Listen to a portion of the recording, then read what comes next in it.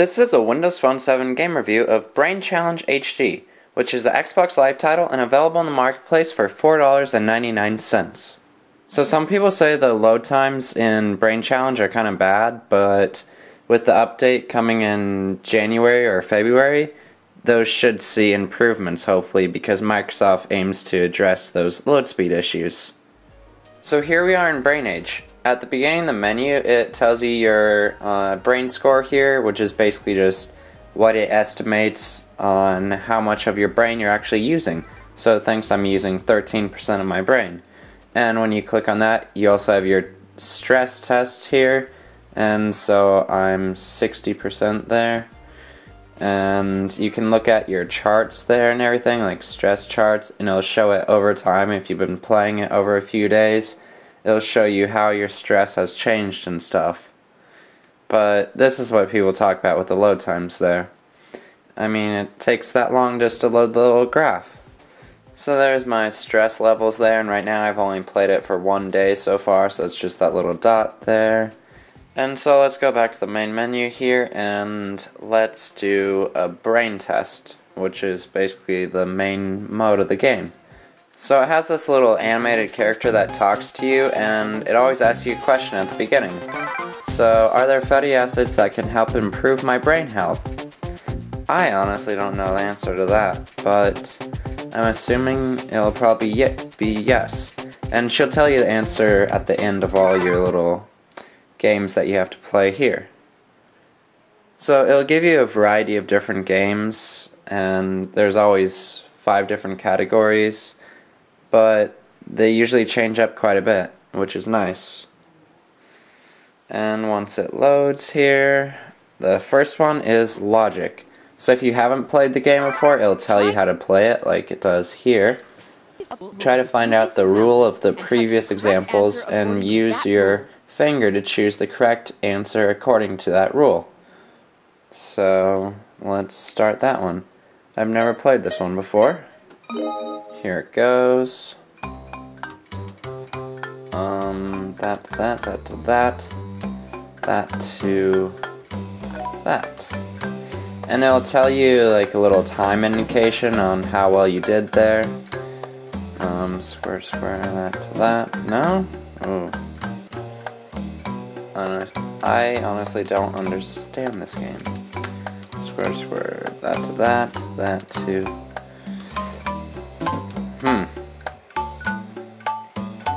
I'm not sure how to play this one. That to that.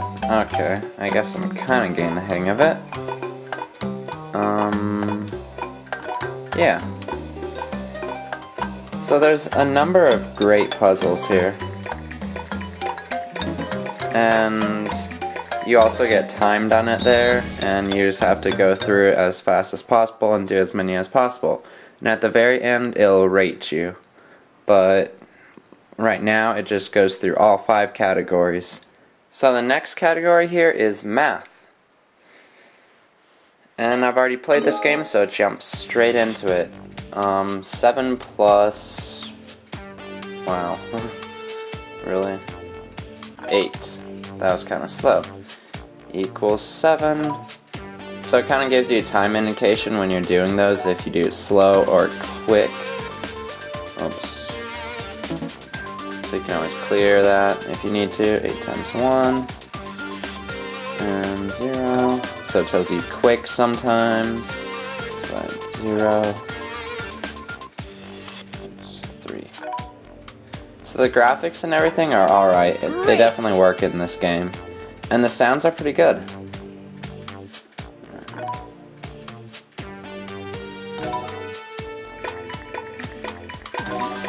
Of course, what really matters is how good the actual puzzlers are in this. And through the different categories, they're actually really great.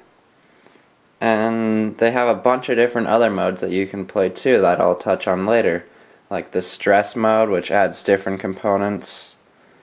And then there's also some quick play modes and stuff. And this is the memory category here. Which tile was missing? That one. So it just goes through there. and you have to pick which one misses. So in addition to the brain test mode, there's the stress test mode, which will test your concentration here. So let's test my focus here. This is a little frog game. Choose the destination of the blue frog. Whoops, I'm a bit too slow there. Looks like it'd be that. Yellow frog. So the games like these are actually really cool here. These really make you multitask and focus. So I need to make sure that the cars get across while also doing this puzzle down here where I need to make the correct path there. 63, 61, 59. The problem with this game is just that your finger's often covering the thing while you're trying to subtract the numbers and then you don't know where to move it next. But there's not much that the developers can really do about that. That's just how touchscreens work. Great!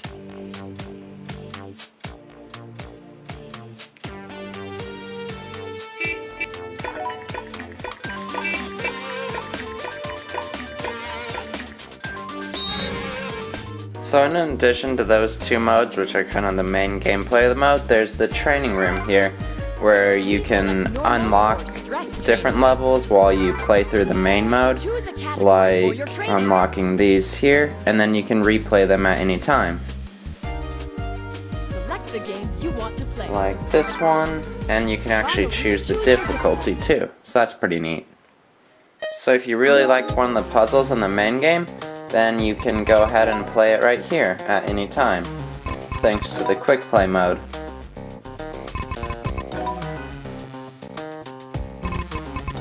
And also in the training room, there's the bonus part here, where you can unlock different mini-games, and these definitely add to the replayability. Like this cubes game here, there's a bunch of different levels to play through, 20 levels, and it's actually a really fun game. So let's jump into this one, say level 11. So it's a nice little logic game here, that it's not really like the other brain games, it's just kind of a side game. And it definitely adds to the lasting value of Brain Challenge. So this particular one is played with some motion controls. You pick up the device and tilt it to move the blocks there.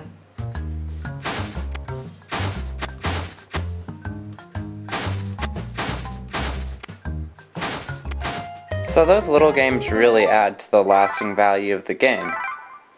And it makes it into a pretty decent game overall. You've also got achievements and leaderboards too to look through. So honestly, I was surprised that this game was actually really good. I think it's better than the other Brain Age game. The activities that it has you do are kind of, I don't know, they just challenge you more, and there's a really great variety thanks to the 5 different stages.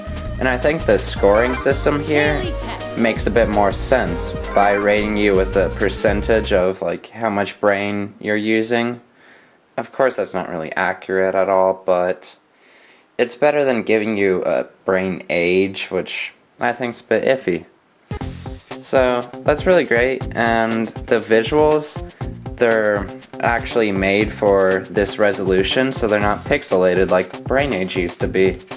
So that's great, and the music in it is great, and the info in it is great. Like when you open up the game, it actually like asks you some quick tip things like, oh hey, do you sleep with your phone next to your bed?